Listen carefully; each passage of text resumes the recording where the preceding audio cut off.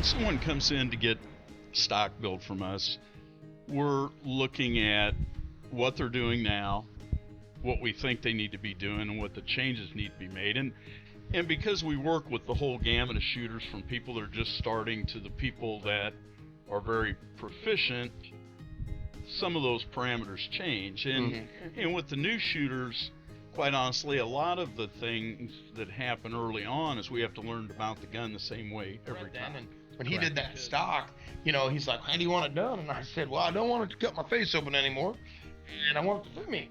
And he said, well, and I said, you're the stock maker, I'm the shooter. You make it fit me. And he goes, you trust me? And I said, that's why I'm here. And he goes, okay. And he made it, and I'm not kidding you. I went out with that, and I shot it for the first time, and I was like,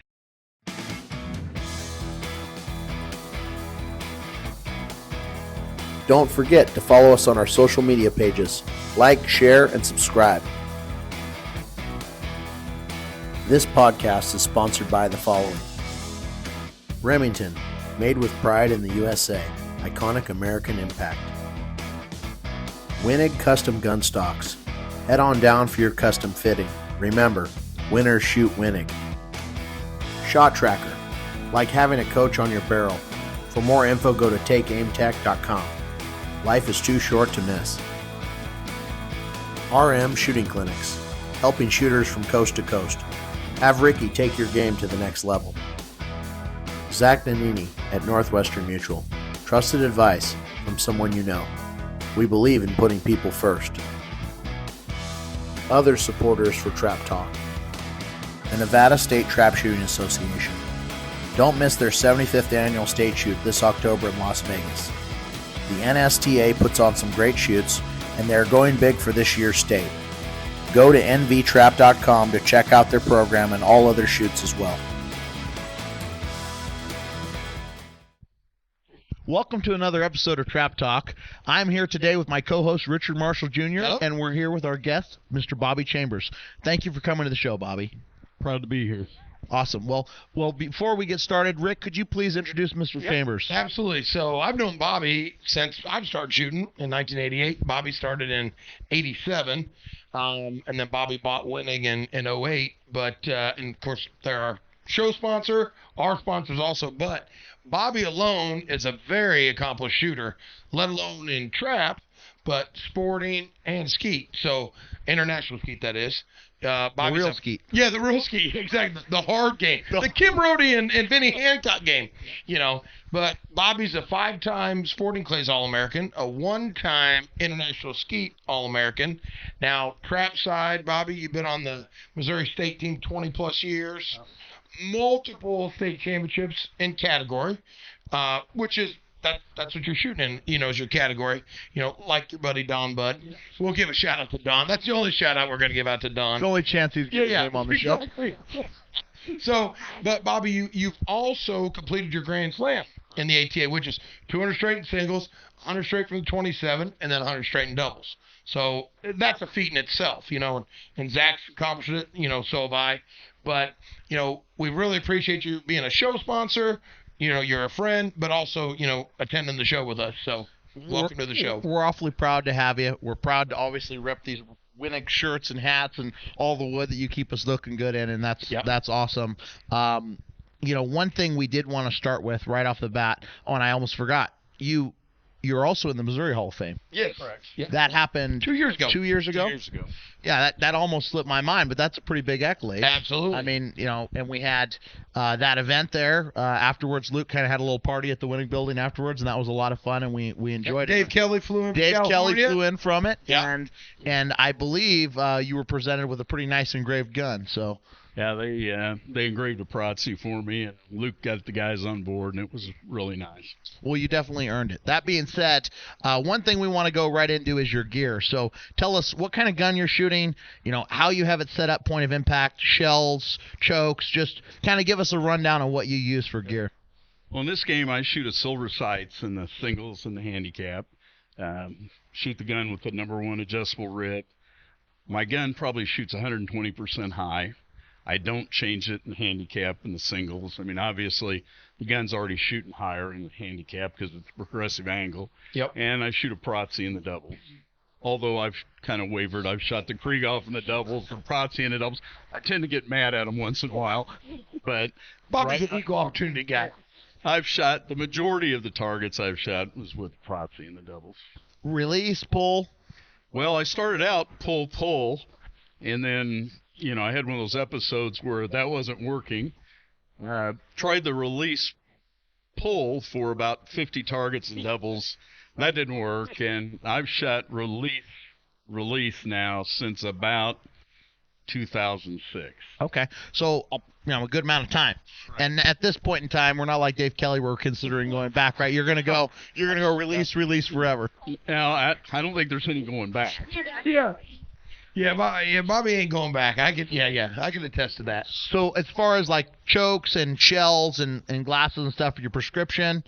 Yeah, I have prescription glasses, and that's that age thing. I didn't used to have them back when I shot the sporting game and stuff. And Frank Rively does my glasses. He's a shooter, and matter of fact, he's checking me tomorrow. But chokes, I shoot 20 thousandths choke in the singles and about 36 thousandths in the handicap, and I think my doubles gun's something like 18 and 26. Tommy Wilkinson's done all my barrels for 20 plus years, and I get a new gun, it goes to Tommy before I ever shoot it. Yep. So you're set up very similarly choked on the doubles for sure, and then the only exception is you go a little bit more open in singles than me and Rick do, but other than that, I mean, I've seen you hit them pretty hard. Well, I need a little more help.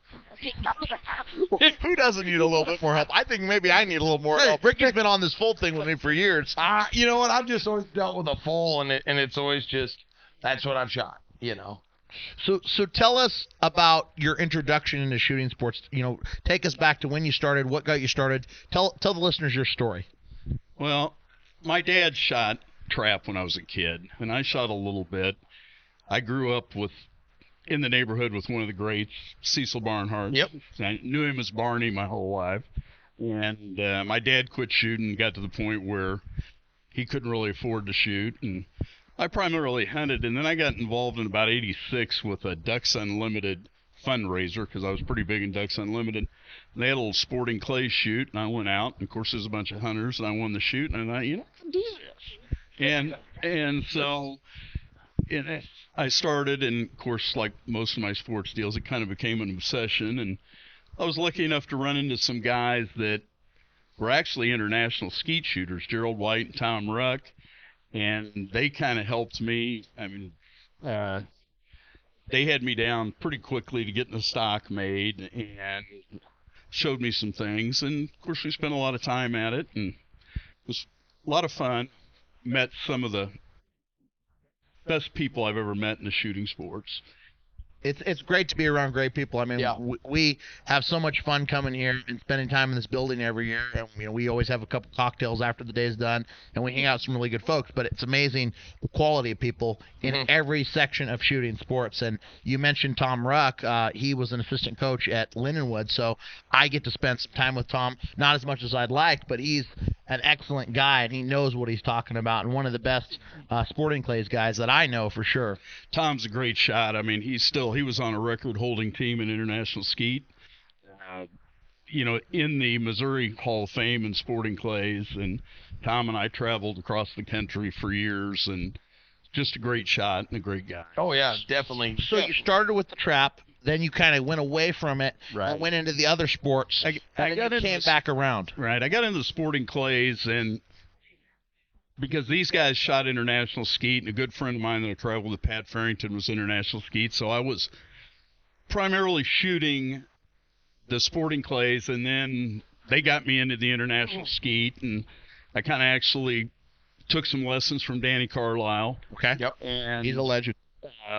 Actually, in '94, that's the year I made that team. I actually was on the Sporting Clays All-American team and the International Skeet All-American teams. That's a huge accomplishment. There's probably not many guys in the world that can say that. No, I don't know of many that can. So for our listeners, because a lot of people have never shot international skeet, a lot of people probably never shot sporting clays, maybe just a charity course, but what are the transitions and the similarities going from those targets to these targets? What are the things that you're doing mentally with your eyes or with your gun to kind of shoot trap that's the same as skeet or the same as sporting clays? Well, when I shot the game in sporting clays, we're going back 30 years, and at that time, that game was shotgun down. Yep. So the international skeet, which is also gun down, was a natural. I mean, the two games kind of paralleled each other. And the game was much different in sporting clays than it is now. You would go to in 92 at the World FITAS Championship, over half the targets were thrown off a handset trap. Okay.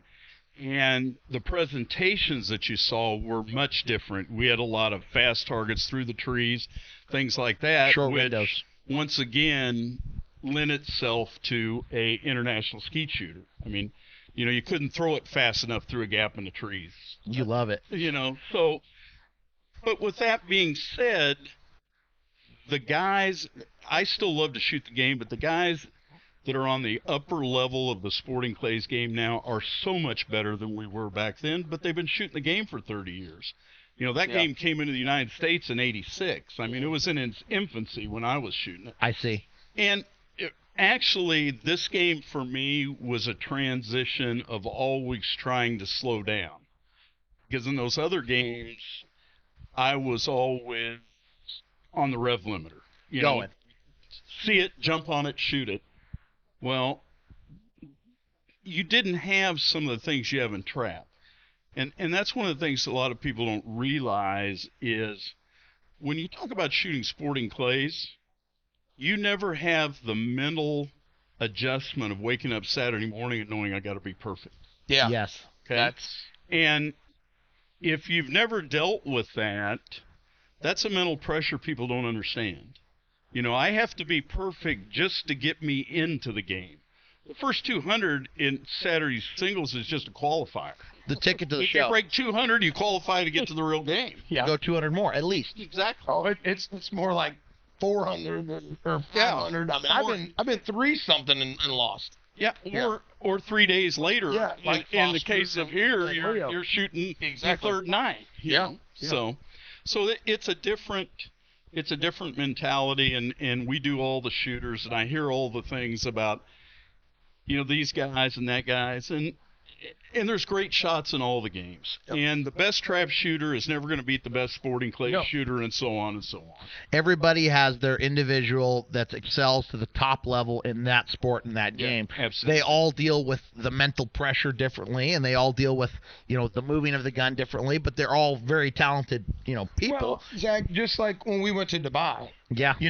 Zach was new to those targets. He came down and shot nationals with you. Ate my lunch. I went home, and so he got on my spot. But the targets you saw at nationals were not even close to the difficulty in Dubai. Not even so close. Bobby over there, he would have handled the targets going back into his international skeet days of that fast move, because there were some fast targets that there was a couple like I tried to ride out when we were shooting practice. I was like, Can't do it. Yeah, no bueno. This ain't gonna work.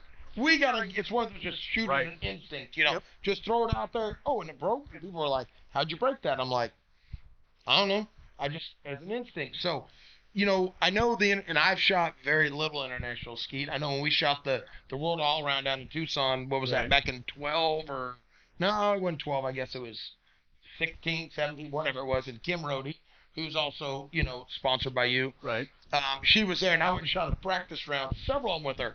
And her dad, Richard, told me, he goes, man, your gun mount sucks. I said, well, I've mounted the gun and trap 1.5 million, 2 million times in international skeet. This was like the 5th round I've ever shot. So I said, it's good, because I do I can never, and finally Kim's like, it's just snapping your wrist. Correct. And I was like, oh. And, I did okay. I would really have to practice that a lot, because it's a technique. And it's a technique, and you got a 0 to 3 second delay. Exactly. That's it. I would call pull, and I'm like, hey. So.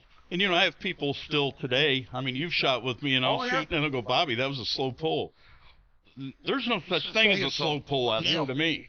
I mean, when you're sitting there called pull, and it's 1 Mississippi, 2 Mississippi, 3 Mississippi, and the target comes out. There's no slow pull. And I'll do that for trap. So, as we use the Canterbury's, but there's been times I've been to shoots where they've been a little slower. And I know that, and I know going into that shoot, hey, these are just, so what I'll do is, at home, I'll have Tyler or Jody come out, and I'm like, slow pull them. no, just push the button for me. Just, when I call, you throw it whenever. And it'll be a little bit, and all first couple targets, I remember years ago shooting with Leo when Big L was alive. We went to a shoot, and the mics were slow. He's like, what are you doing over there? And I was like, what are you talking about? He said, you're moving your gun like 3 feet. And I'm like, it's only 3 or 4 inches. Settle down. But it seemed like that. Right. And then you'd miss one. You're like, well, then you get it. Man, oh, okay.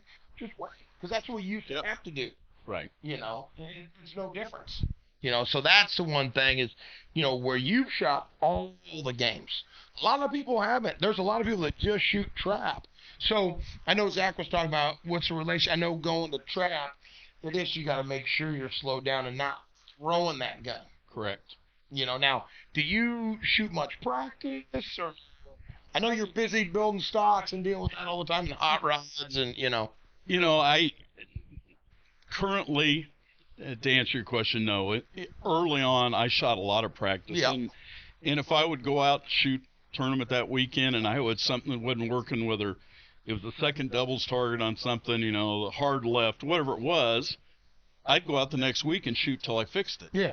And one of the things in any game, it's like I try and tell people that ask me questions, the practice doesn't make perfect. Perfect practice makes perfect. Yep. You have to have a reason and a goal when you're shooting practice. Absolutely. If I have a problem and it's on post 1, I'm going out and shooting post 1. Now, I may be experimenting where I'm holding the gun because I think maybe the gun's blocking out the target and it's causing me to make an erratic move. But whatever the case is, I'm going out there with a specific thing in mind. And that's one of the reasons I really enjoy Tucson is because I can go out with the trap field to myself. Yeah. I'm not having to try and shoot in a rotation. I can go and work on a specific problem. Well, and nowadays for us with the pat traps here, and you know, and that's what most clubs are using, and the Canterbury's, is you got an issue with say a left angle off 1 or a little quarter left off 2, we can go set the trap and then go back and we can shoot 100 of it. What I remember as a kid having a struggle on post 2, and it was a left angle for some reason, and it was handset. Dad would say, well, you're going to shoot here, and I'd shoot 25 targets and get like 2 of them.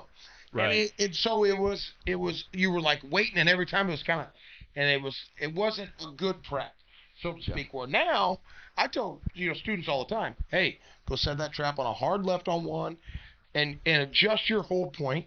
Now shoot 25 that way, but now go out, kick it back onto oscillating, and shoot another 25 with that hold point. You might have to bring it back in just a little bit so you're not missing that straightaway or correct whatever. So that's the fortunate thing we have today is right. The technology's caught up and everything. You know, we have a better chance of better perfect practice. Right.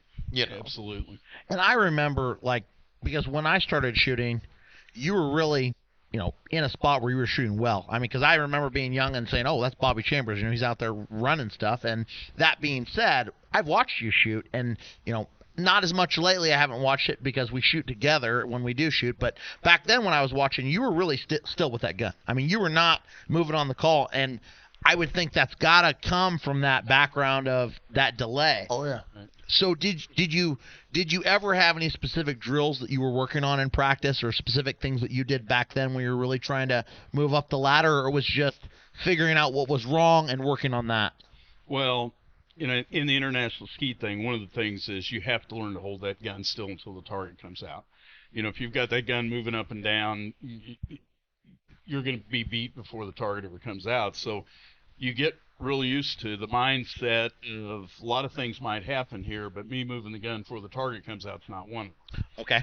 And so, we're trying to do the same thing out here. And I tell people that are getting new to this game, if you walk down the trap line tomorrow morning, the thing you'll see the most is guys have the gun moving before the target comes out, and they have their head coming off the stock the minute they pull the trigger.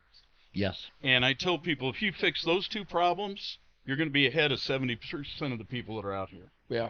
I would agree with that 100%. Hello, Trap Talk listeners. Today's episode is brought to you by Wenig Custom Gun Stocks. That being said, a custom gun stock is going to elevate your game because you get the same fit every single time.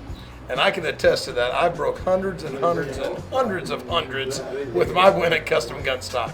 I haven't broke hundreds and hundreds and hundreds and hundreds, Rick, but I did break 100 from the 27 within 7 days of getting my stock and broke 2 more that year and loved it. Here, this is... Okay, do you take it or me? We'd like to thank Wenig Custom Gun Stocks for supporting Trap Talk. That being said, everyone knows.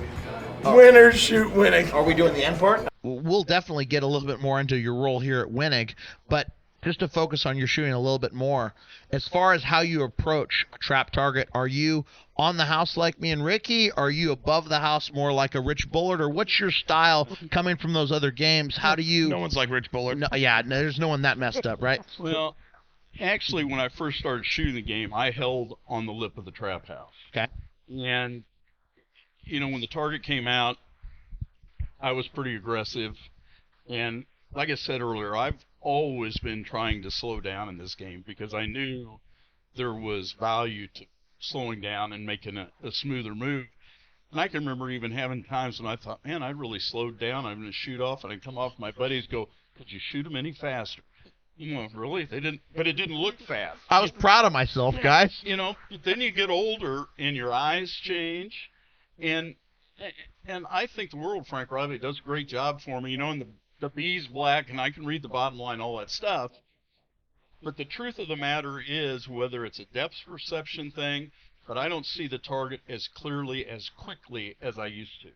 So with that being said, I've had to make the transition to hold the gun over the trap house farther and be more patient, which is not one of my strong suit traits. Well, you know, that means a lot because a lot of people, everybody's going to get older, right? I'm different now than when I was 18.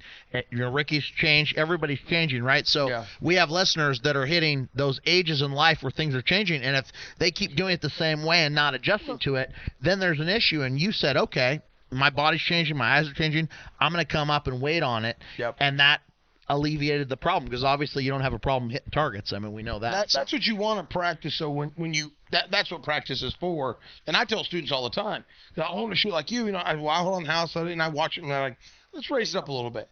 Yeah, a little bit more. And they're like, oh yeah, now I can really see it because they don't catch the flash, but something with my eyes, I just pick it up that quick. Tyler, he can't even do it. He's like, okay, and I just tell him, raise up just a little bit, makes a huge difference. So that's, you know, for all the listeners out there, if you do, try it in practice. Couple feet then, Bobby? Are you like 2-3 feet above the house, or?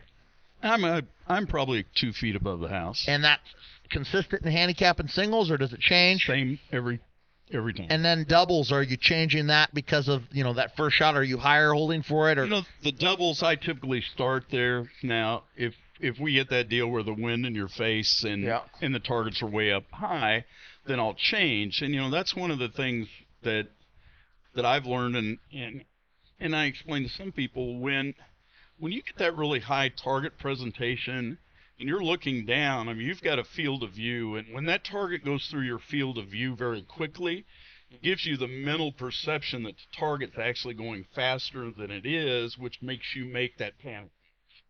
So I try and position myself where I have a good focus on the target, and it keeps me from making that panic move. Nice. That makes sense. Yeah, it does. Absolutely. So, well, let's get into Bobby's role at Wenig.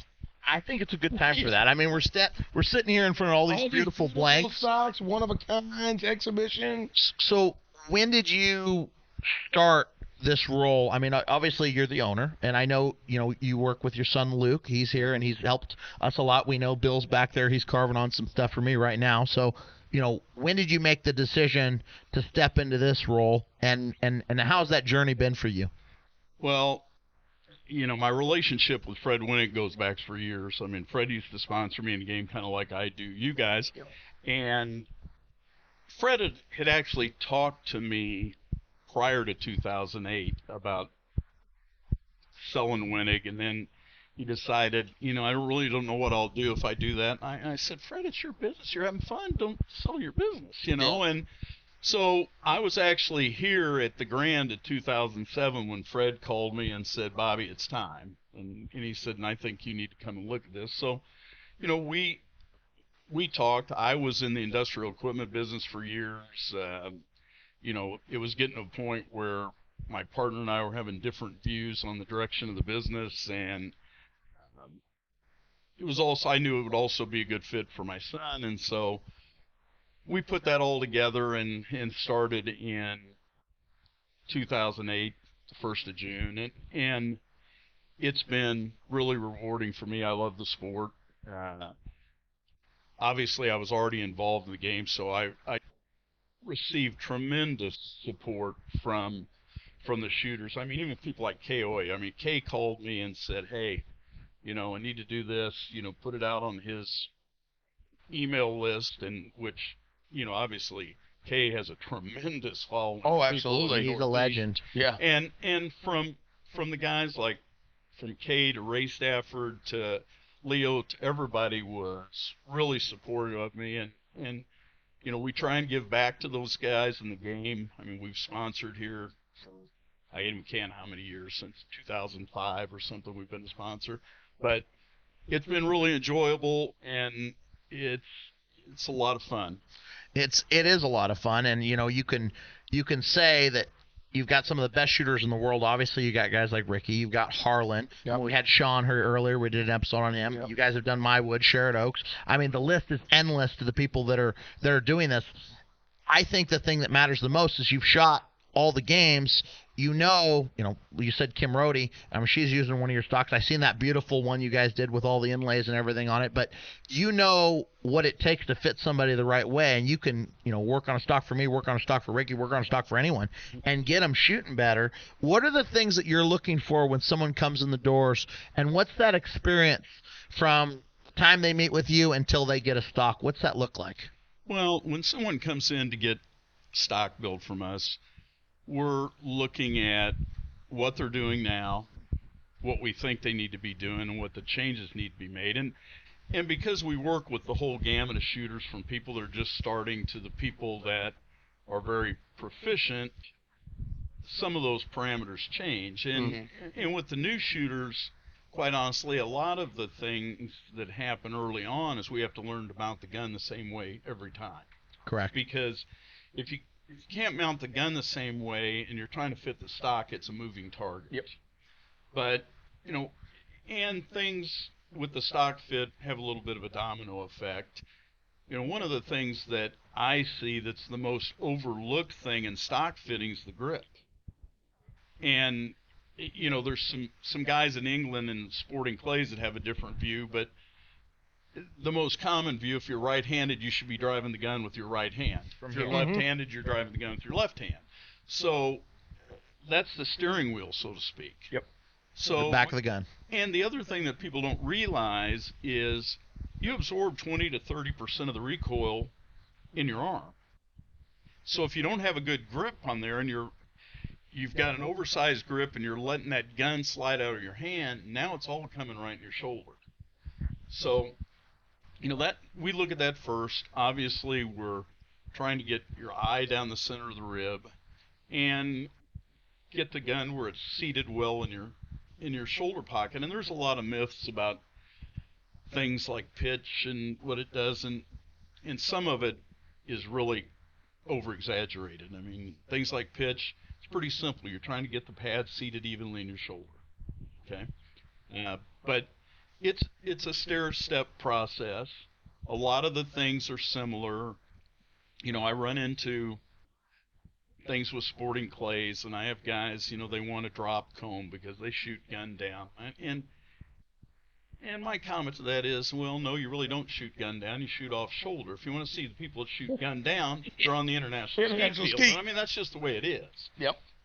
We typically, with target shotguns, we typically are looking for parallel drop at the comb and parallel offsets. And the reason for that, even the best of the best don't mount the gun exactly right at the same time. So with that being parallel and parallel, if I'm a little farther forward, a little farther back, whatever it is, same picture, shoots in the same place every time. Every time. And that's what we're looking for is consistency, because we do this off of visual reference, okay?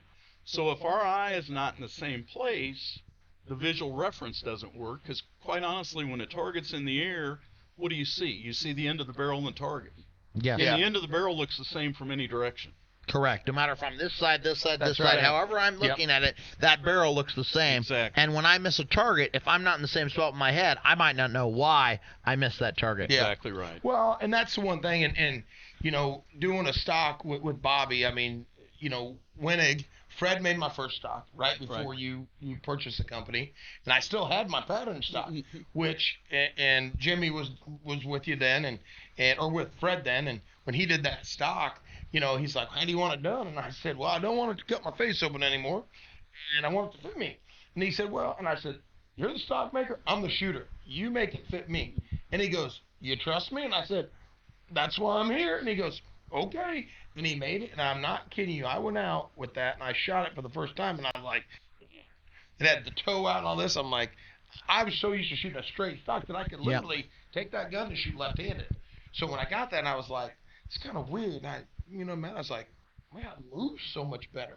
Because I would like, if I did something, it stayed with me versus, and you're right, and the gun mount. That's what a lot of people, you know, when I teach, I always tell people, listen, the gun mount, the grip. That's the biggest. I brought a lot of students and just guys that bought guns from me down to Wenig, and they're always like, well, what are they going to do? And I'm like, well, number one, they're going to really look at your grip. And people are like, well, what's that got to do with anything? I said, well, if you can't hold the gun, you can't move the gun. And that's the biggest thing. And like here, you know, people can come and you know, do the stock, but do a pattern stock, which is made out of wood, of course, but with Bondo. Yep. And I've had people that ask, well, why Bondo? And I'm like, you can take some off. Oh, wait, we took too much. Shave it, adjust it, we move can put it. some more back on. And Absolutely. that's the coolest thing is, and we talked with Sean about this a little bit, but coming to the Grand and getting a stock made, I think that's probably one of the best deals because you can do it early on. If you can get in, get it done, and then you got the whole time of, hey, let me, you know, tweak here, a little tweak there, you know, a little bit of this, a little bit of that, you know. 100%. I mean, the reality is, I remember when you started talking with me, Bobby, at the beginning, and it was back when I was shooting Ludic, and I had a straight stock, and I was always dealing with my face. I had a hole in my face, and I'd be the guy that ground into the gun, and I'd make it work, and I'd shoot scores, but I had a hole in my face. And Bobby's like, come over, and I want to fix that. And he got me in a pattern stock, and, you know, I was like, when do we get the wood made? And he's like, no. Start with the pattern stock, shoot it a little bit, and figure it out. And so it was probably a year that I shot that pattern stock, and we adjusted it back and forth and got to the point where I was so comfortable with it, and I was shooting it. The recoil was gone. My face was in the right spot. I was hitting the targets well. My scores went up by a lot. And then, you know, the strangest thing, I sent it in. It comes back. Feels exactly the same. And then you know, it's a beautiful piece of wood. Now I got Turkish walnut, right?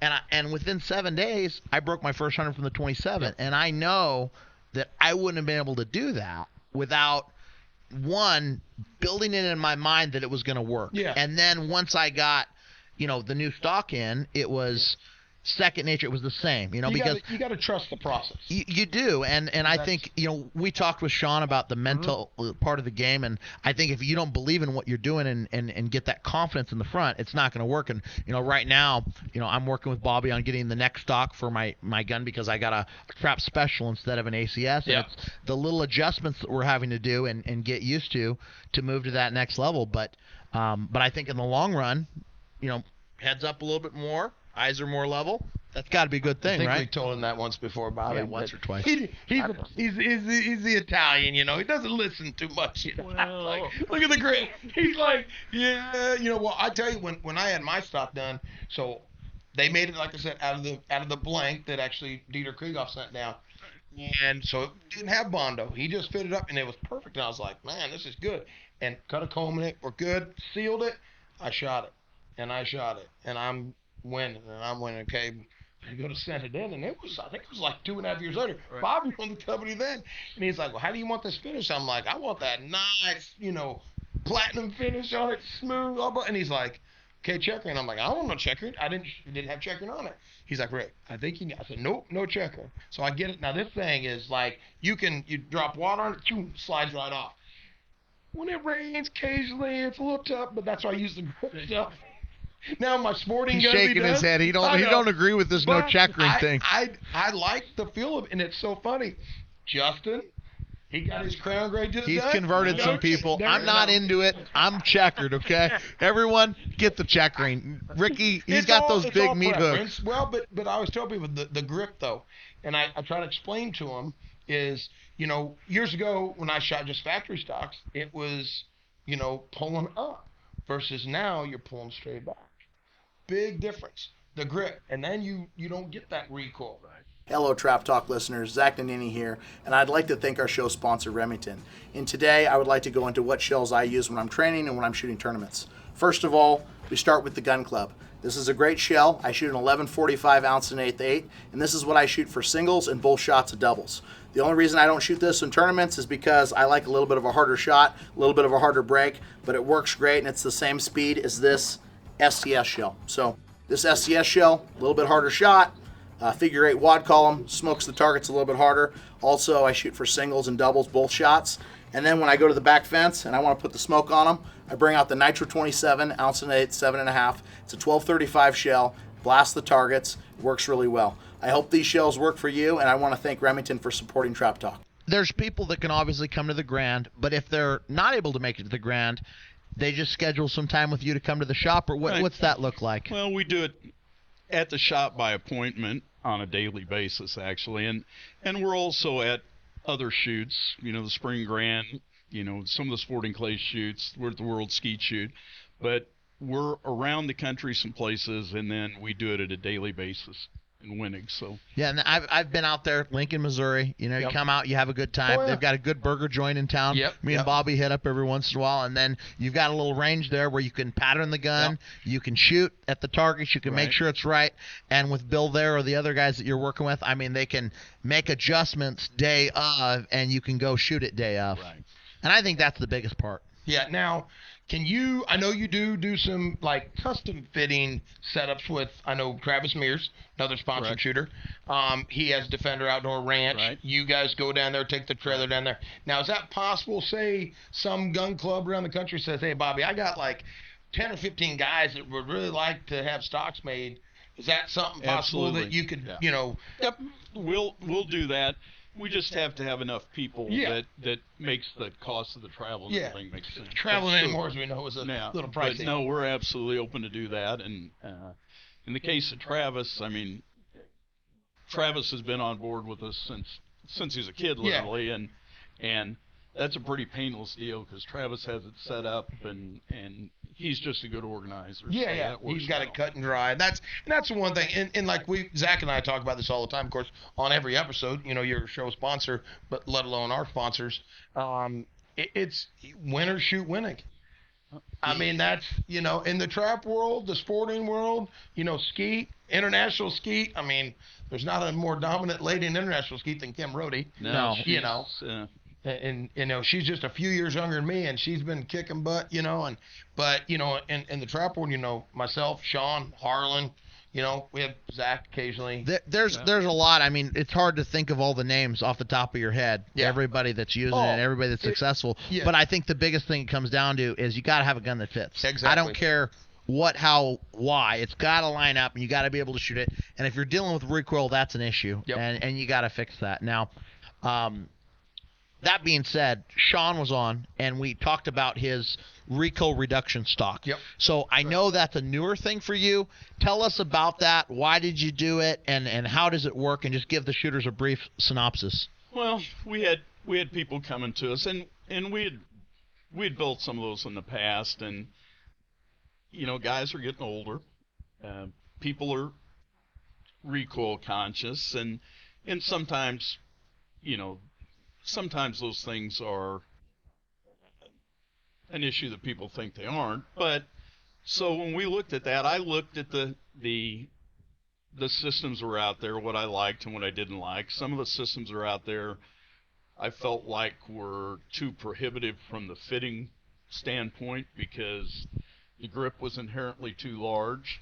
Mm-hmm. And so we kind of settled on the one that we're making a version of that was out in the industry, but we looked at, okay, what are the problems with it? And the big thing to me was the reliability, because we come to these shoots to do fittings, and I was thinking, I can't have my guys showing up and they're spending all the time working on a recoil system. It's not working. Fixing something that ain't working. So we looked at it. I got some engineering people involved, and we looked at how some of the parts were being manufactured and what the weak links in those were, and we started making some things differently. And then I had people asking me about the thing, and I told my son, I said, I guess I need to put one of these on my gun because I've never shot one.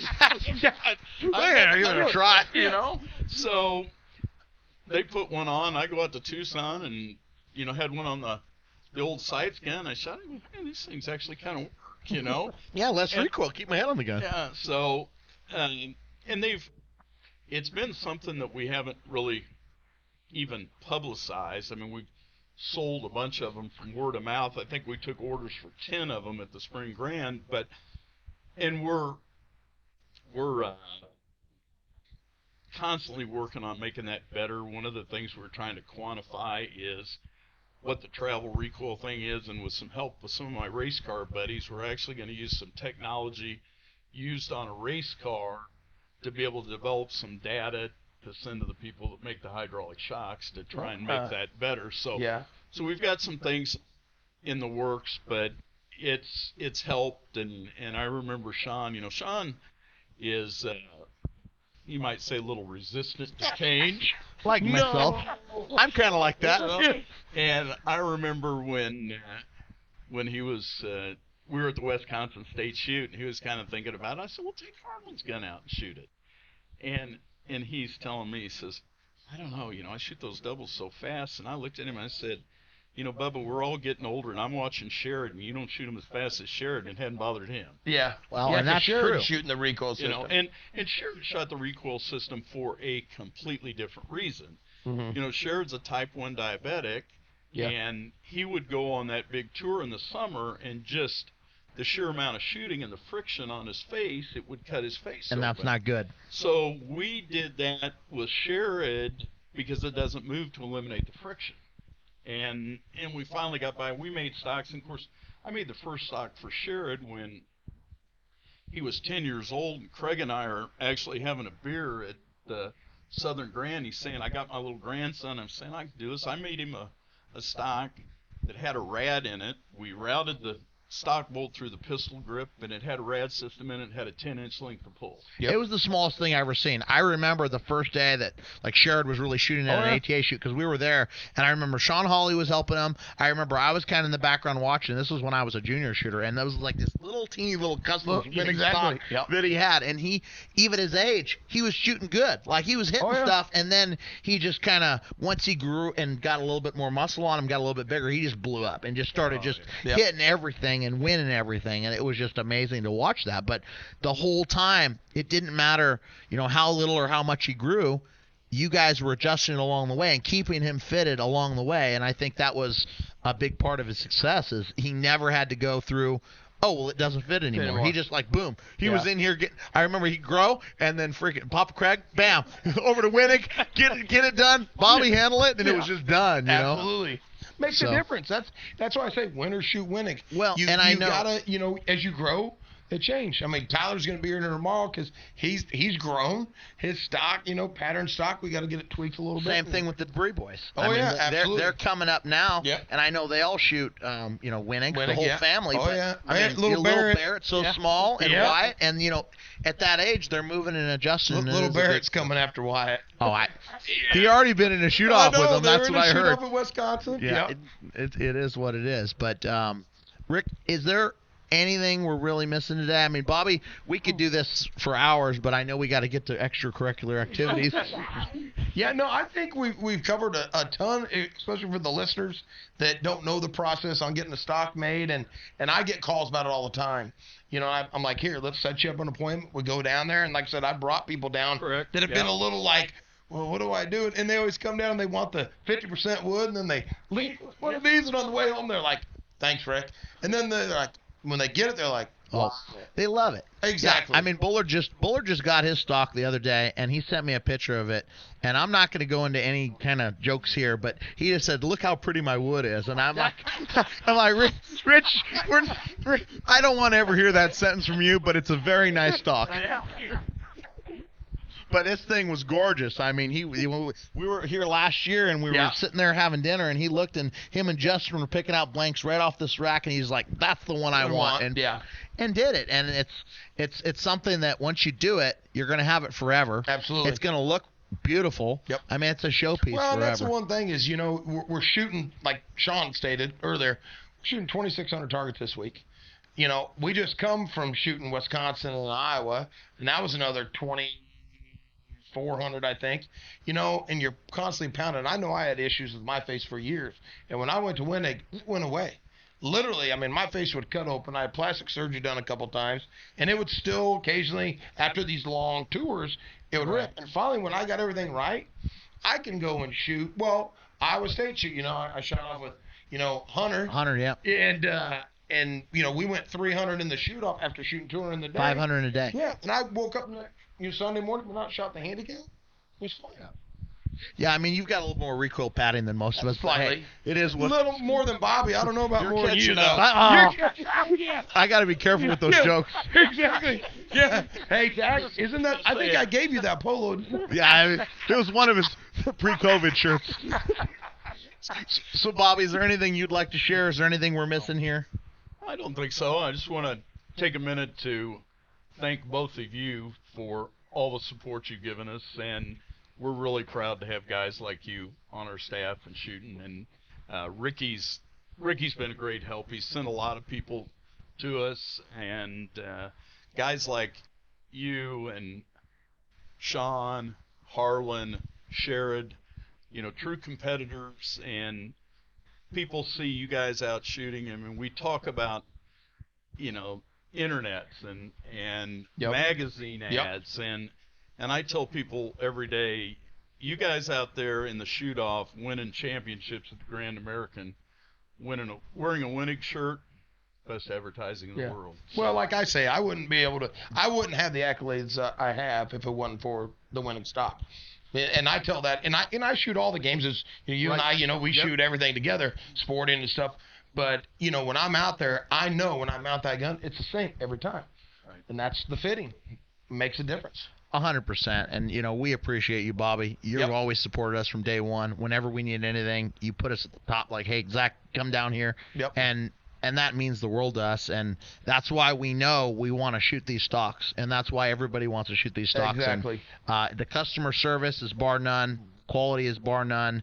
If you're considering getting fitted or trying it out, I would highly recommend you go down to Lincoln, Missouri, come to the Grand, go to these shoots. Right. Ask me, ask Ricky, ask Sean, ask Harlan, ask any of the guys that are shooting these things. Reach out if you got questions, and maybe you don't want to, call and talk to Bobby or Luke or Bill. Give us a call, and we can walk you through it, and then get you comfortable to where, that's just how it works. Luke's great. Absolutely. The rest of the staff's great. I mean, all your employees are really knowledgeable and really nice, and we just feel at home, and it's a big family. Yep. So, I don't think we could say much more than that, to be honest with you. We do want to thank our show sponsors, Remington, and then obviously Wenig. Thank you, Bobby, again for supporting us from day one. He never hesitated, so he was a big fan of this idea, and we appreciate that support, because a lot of people are like, podcasts?